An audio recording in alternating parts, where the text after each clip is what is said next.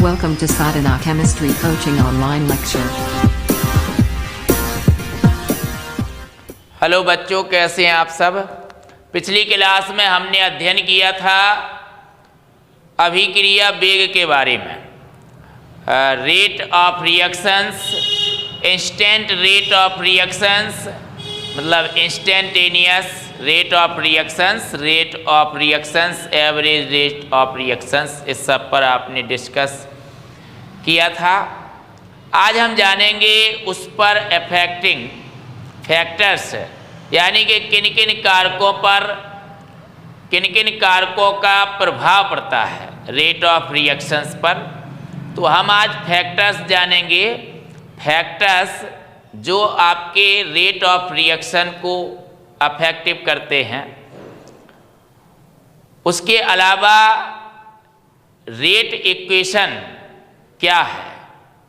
तो बहुत ही शानदार क्लास है आज की, तो इसको अंत तक देखें। और अगर आपको क्लास अच्छी लगती है, पसंद आती है, तो हमारे वीडियो को लाइक करें, शेयर करें, और अगर चैनल पर नए हो तो चैनल को सब्सक्राइब करें। और इसी तरह का कंटेंट क्रमबद्ध विथ PDF टेस्ट के साथ प्राप्त करने के लिए डिस्क्रिप्शन पर दी हुई लिंक पर जाएं और ऑफिशियल ऐप साधना केमिस्ट्री कोचिंग को इंस्टॉल करके कोर्स को विथ कूपन कोड के साथ एक्साइटिंग प्राइसेस पर परचेज करें और अपना फ्यूचर ब्राइट बनाएं। दुनिया का सबसे सस्ता अच्छा कोर्स है, डेमो अवश्य देखें। चलिए आज शुरू करते हैं आज की क्लास। तो आज हम जानेंगे फैक्टर्स जो आपके रेट ऑफ रिएक्शंस को अफेक्टिव करते हैं। तो factors affecting rate of reactions. तो देखिए, रेट ऑफ रिएक्शन, इसका आपने अध्ययन किया था। अभिक्रिया की दर या वेग कहते हैं आप इसे। भैया अभिक्रिया की दर, या इसी को आप अभिक्रिया का वेग कहते हैं।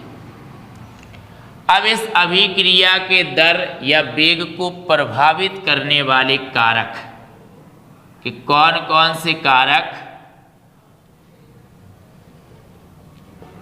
प्रभावित करने वाले कारक, प्रभावित करने वाले कारकों का हमें अध्ययन करना है, फैक्टर्स का अध्ययन करना है। यानी कि factors affecting rate of reaction. कौन कौन से कारक प्रभावित करते हैं। तो देखिए, आपका जो आप जैसे कि कौन कौन कारक है पहले उनको लिख लेते हैं कि कौन कौन से कारक अफेक्टिव करते हैं। इसके बाद उसका हम डिस्क्रिप्शन कर देंगे। तो कौन कौन से कारक जो है अफेक्टिव करते हैं, प्रभावित करते हैं रेट को। तो आपका जैसे कि ताप हो गया, टेम्परेचर। दूसरा, अभिकारकों की सांद्रता, अभिकारकों की सांद्रता। तीसरा,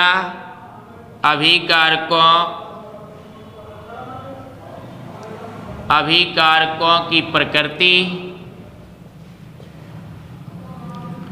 चौथा, उत्प्रेरक की उपस्थिति। पांचवा, पृष्ठीय क्षेत्रफल।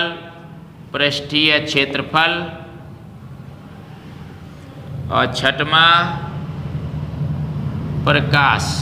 प्रकाश की उपस्थिति। Temperature, concentration of reactant, nature of reactant और कैटालिसिस, कैटालाइज्ड सरफेस एरिया पृष्ठीय क्षेत्रफल और लाइट की उपस्थिति यानी प्रेजेंस इन लाइट। तो देखिए अभिक्रिया में हमने आपको बताया था कि जो पदार्थ अभिक्रिया में भाग लेते हैं उनको आप अभिकारक कहते हैं। अभिकारक अभिक्रिया करके उत्पाद बनाते हैं, उत्पाद यानी कि प्रोडक्ट।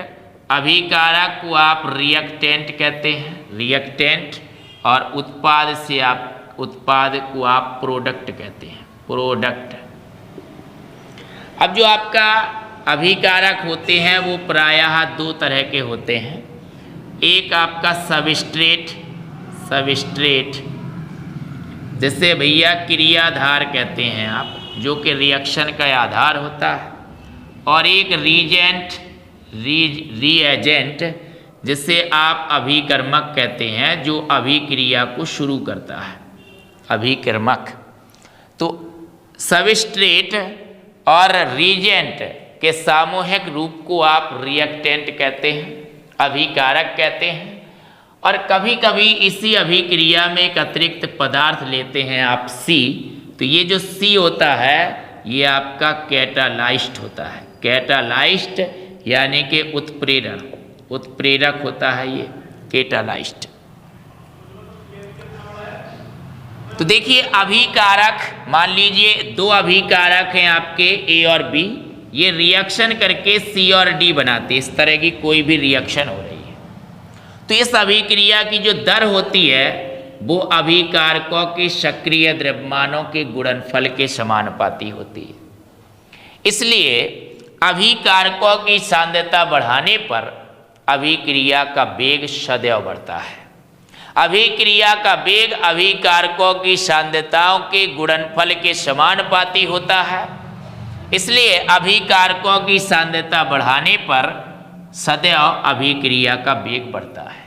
ये आपका टेम्परेचर, रासायनिक बलगतिकी के अनुसार किसी भी अभिक्रिया का टेम्परेचर आप बढ़ाते हैं उसका वेग सदैव बढ़ता है। अभिकारकों की सांद्रता बढ़ाने पर वेग बढ़ता है, अभिक्रिया का ताप बढ़ाने पर वेग बढ़ता है। और आप आगे टेम्परेचर कॉफिशिएंट की डेफिनेशन भी पढ़ोगे कि अगर आप 10 डिग्री सी टेम्परेचर बढ़ा देते हैं तो अभिक्रिया का जो वेग होता है वो 2 से 3 गुना बढ़ जाता है। अभिक्रिया का जो वेग स्थिरांक होता है वो 2 से 3 गुना बढ़ जाता है 10 डिग्री सी टेम्परेचर इंक्रीज कर देने पर। वेलोसिटी इंक्रीज हो जाती है, वेलोसिटी कांस्टेंट इंक्रीज हो जाता है। वैसे तो वेलोसिटी कांस्टेंट होता है, लेकिन टेम्परेचर को इंक्रीज करने पर वेलोसिटी कांस्टेंट इंक्रीज हो जाता है, बढ़ जाता है। तो ताप बढ़ाने पर अभिक्रिया का वेग सदैव बढ़ता है। 10 डिग्री सी ताप बढ़ा देने से अभिक्रिया का वेग 2 से 3 गुना बढ़ जाता है। अभिकारकों की सांद्रता बढ़ाने पर अभिक्रिया का वेग सदैव बढ़ता है, क्योंकि अभिक्रिया का वेग अभिकारकों की सांद्रता के समानुपाती होता है, गुणनफल के समानुपाती होता है। ये द्रव्यानुपाती क्रिया नियम बताता है आपको, और आपका वेग नियम भी बताता है। अभिकारकों की प्रकृति, देखिए अभिक्रिया के दौरान कई बॉन्ड बनते हैं, कई बॉन्ड टूटते हैं। जैसे आपने सुना है, आप पढ़ेंगे नाइट्रोजन N2, नाइट्रोजन आपने पढ़ा है कि इनर्ट होती है, निष्क्रिय होती है। क्यों होती है? क्योंकि नाइट्रोजन के बीच ट्रिपल परमाणुओं के बीच ट्रिपल बॉन्ड होता है। इस बॉन्ड को तोड़ने के लिए बॉन्ड डिसोसिएशन एनर्जी होती है, वो बहुत हाईएस्ट होती है, समथिंग 941 किलो जूल पर मोल। इसलिए इसको उच्च ताप और उच्च दाब पर ही आप इस बॉन्ड को ब्रेक कर सकते हैं। ये उच्च ताप और उच्च दाब पर ही रिएक्टिविटी शो करता है, अदरवाइज ये इनर्ट होता है, निष्क्रिय होता है।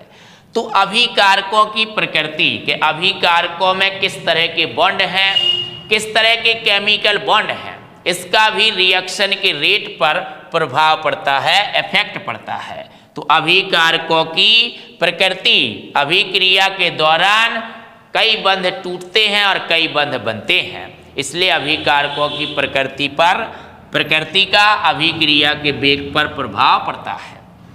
इसके बाद आता है उत्प्रेरक। उत्प्रेरक ऐसे पदार्थ होते हैं जो अभिक्रिया में भाग तो लेते हैं, लेकिन अभिक्रिया के अंत में रासायनिक संगठन या रासायनिक दृष्टिकोण से अपरिवर्तित रहते हैं। उनके रासायनिक संगठन में कोई परिवर्तन नहीं होता है, केमिकल कंपोजिशन चेंज नहीं होता है। तो ऐसे पदार्थ जो अभिक्रिया में भाग लेते हैं और अभिक्रिया के अंत में रासायनिक रूप से अपरिवर्तित रहते हैं, उनको हम उत्प्रेरक कैटालाइस्ट कहते हैं। और जिन क्रियाओं में कैटालाइस्ट होता है उन क्रियाओं को कैटालिसिस कहा जाता है, उत्प्रेरण कहा जाता है। अब उत्प्रेरक जब रिएक्शन में भाग लेते हैं, प्रतिभाग करते हैं, तो वो रिएक्शन की जो एक्टिवेशन एनर्जी होती है, एक्टिवेशन एनर्जी जो होती है, एक्टिवेशन एनर्जी यानी कि सक्रियण ऊर्जा को परिवर्तित करते हैं। तो उत्प्रेरक अभिक्रिया के वेग को बढ़ा भी सकते हैं, अभिक्रिया के वेग को घटा भी सकते हैं। दो तरह के उत्प्रेरक होते हैं। जो उत्प्रेरक अभिक्रिया के वेग को बढ़ाता है वो धनात्मक उत्प्रेरक होता है, और जो उत्प्रेरक अभिक्रिया के वेग को कम कर देता है वो ऋणात्मक उत्प्रेरक होता है।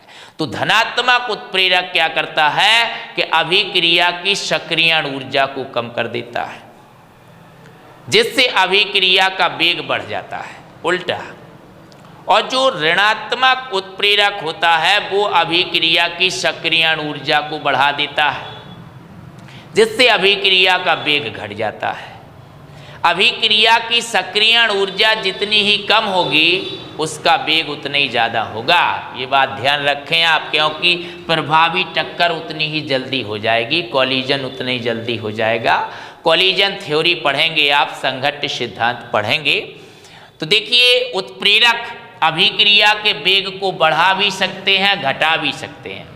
जब उत्प्रेरक अभिक्रिया की सक्रियण ऊर्जा को कम कर देता है तो अभिक्रिया का वेग बढ़ जाता है, और जब उत्प्रेरक अभिक्रिया की सक्रियण ऊर्जा को बढ़ा देता है तो वेग घट जाता है। इसके बाद आता है पृष्ठीय क्षेत्रफल, सरफेस एरिया। अगर आप पदार्थों को चूर्ण अवस्था में लेते हैं, जैसे कोई ठोस पदार्थ है, तो ठोस पदार्थ द्वारा जो स्थान घेरा जाता है वो आपका पृष्ठीय क्षेत्रफल होता है। अब जब आप इसके बहुत छोटे छोटे टुकड़े कर दोगे, बहुत छोटे छोटे टुकड़े कर दोगे, फिर ये क्या है कि ज़्यादा स्थान घेरेगा, क्योंकि बीच में, हर टुकड़े के बीच में वैकेंसी आ जाएगी, खाली स्थान आ जाएगा, तो पृष्ठीय क्षेत्रफल बढ़ जाता है। तो ठोस पदार्थ जितने ही बारीक चूर्ण के रूप में लिए जाते हैं उनका पृष्ठीय क्षेत्रफल उतना ही ज़्यादा होता है।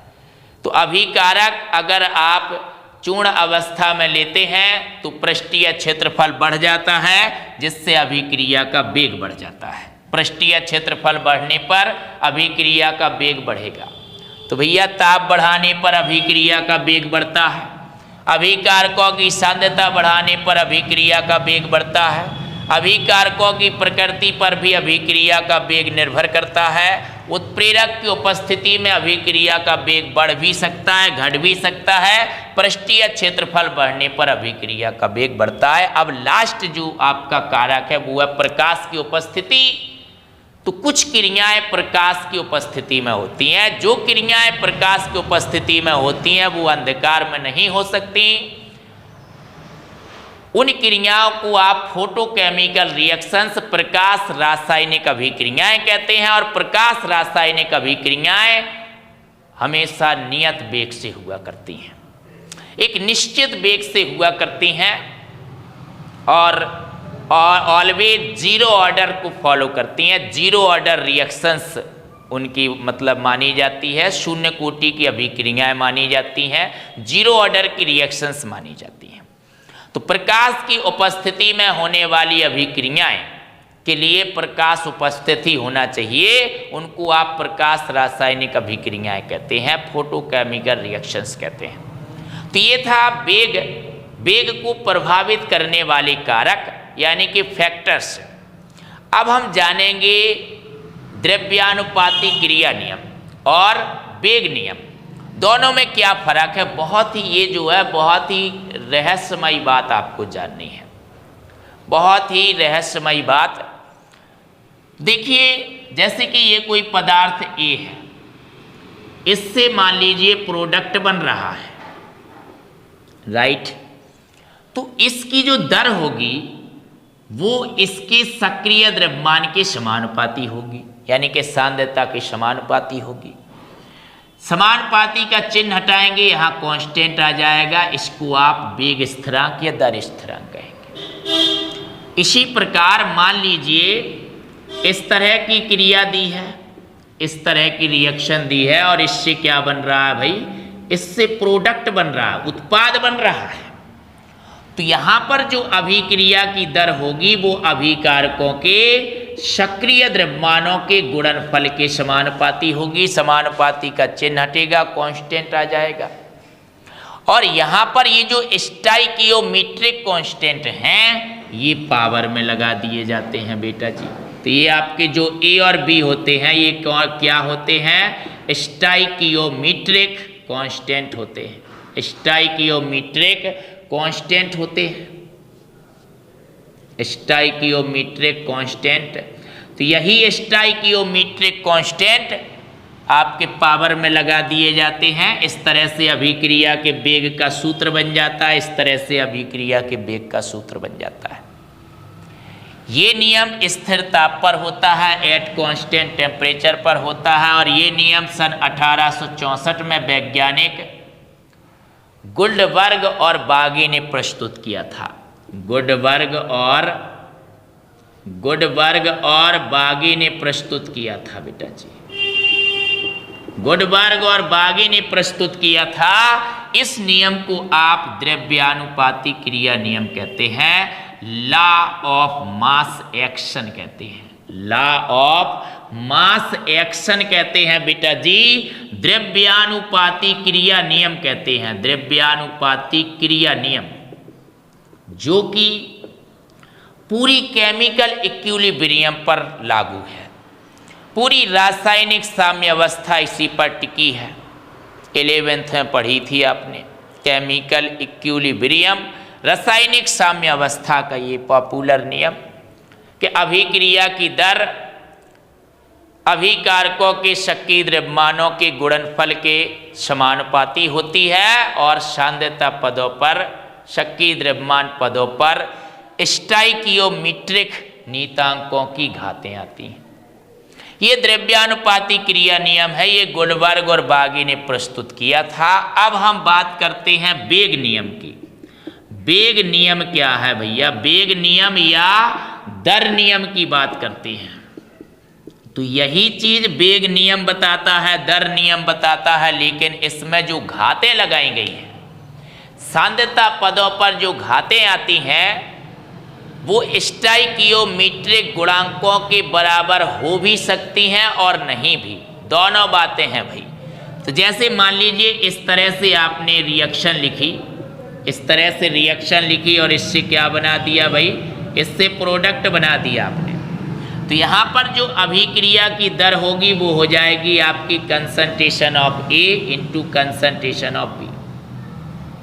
तो अभिक्रिया की दर वेग नियम के अनुसार या दर नियम के अनुसार अभिक्रिया की दर अभिकारकों के सक्रिय द्रव्यमानों के गुणनफल के समानुपाती होती है, और उन पर चढ़ाई गई घातें स्टाइकियोमेट्रिक गुणांकों के बराबर हो भी सकती हैं और नहीं भी।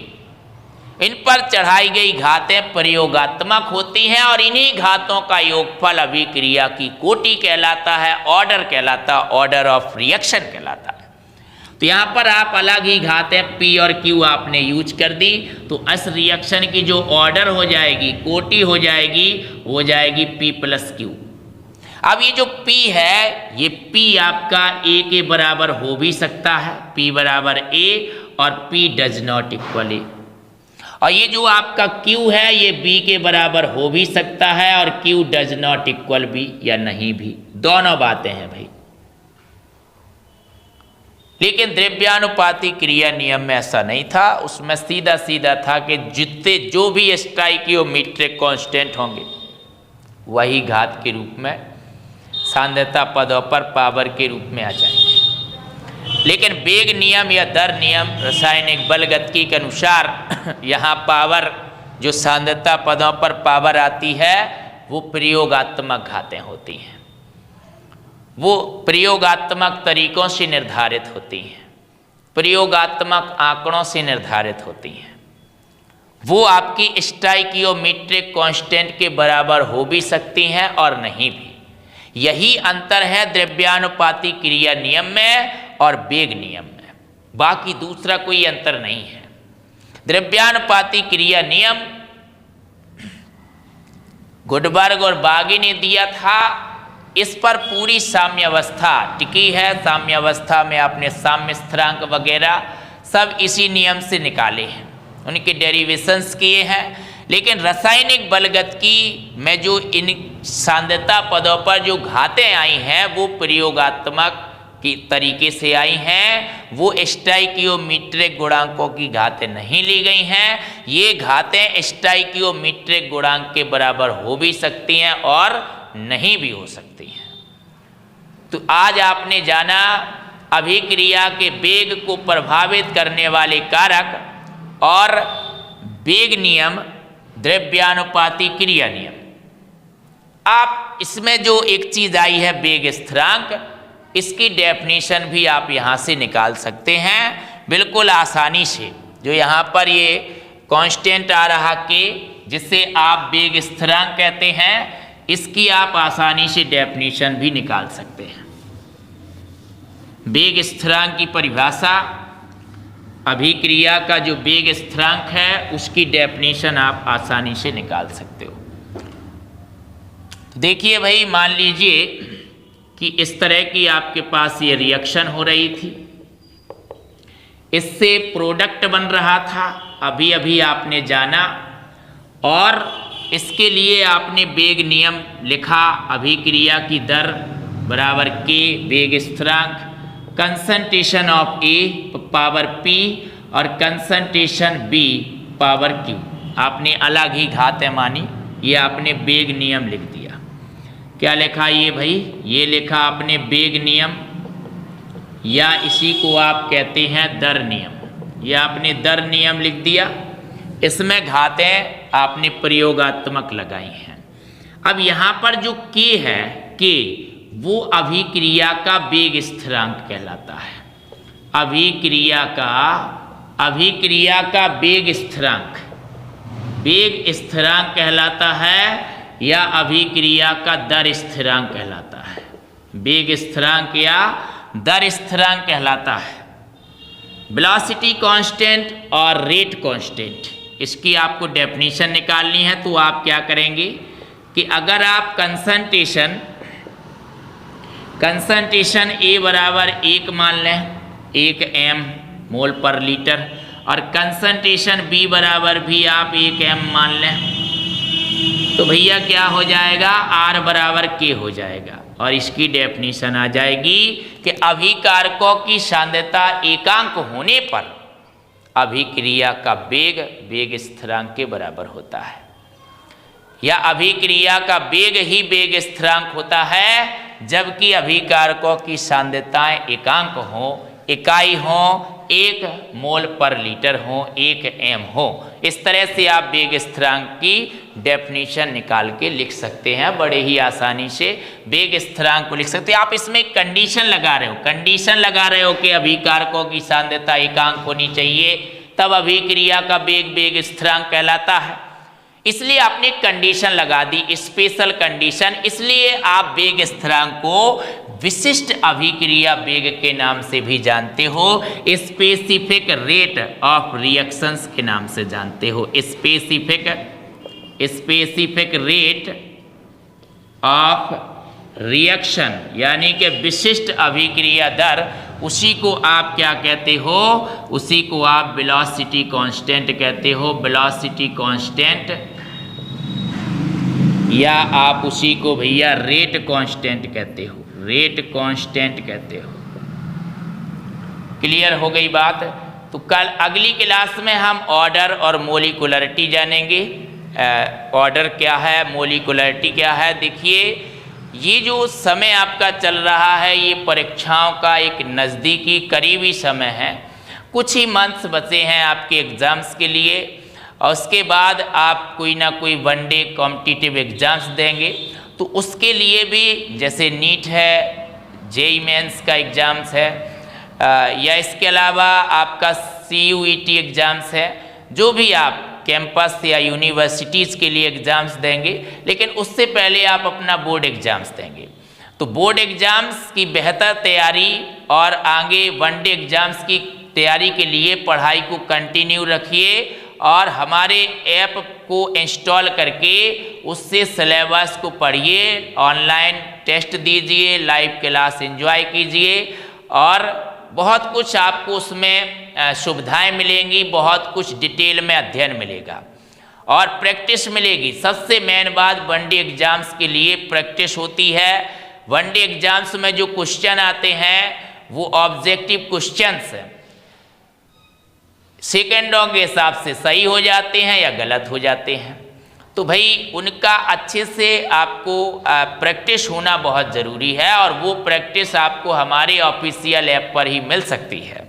इसलिए उस ऑफिशियल ऐप को आप इंस्टॉल करें और आप जिस तरह का प्रिपरेशन, जिस तरह का वनडे एग्ज़ाम्स आप चाहते हैं, सबका बेस्ड आपका यही होता है। पूरा केमिस्ट्री का जो बेस है वो आपको पूरा मिलेगा और आप किसी भी तरह के एग्ज़ाम्स में एनरोल होकर उसको आप फाइट कर सकते हो।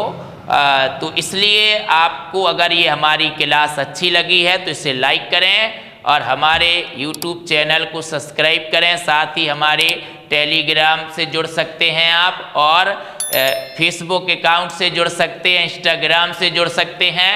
इसके अलावा आप किसी भी क्वायरी के लिए हमारे पर्सनल नंबर पर आप कॉल कर सकते हैं और क्वायरी ले सकते हैं, कोर्स के बारे में जानकारी ले सकते हैं। और इन दिनों आपका जो मेन टारगेट फोकस होना चाहिए वो सिर्फ और सिर्फ पढ़ाई के प्रति होना चाहिए।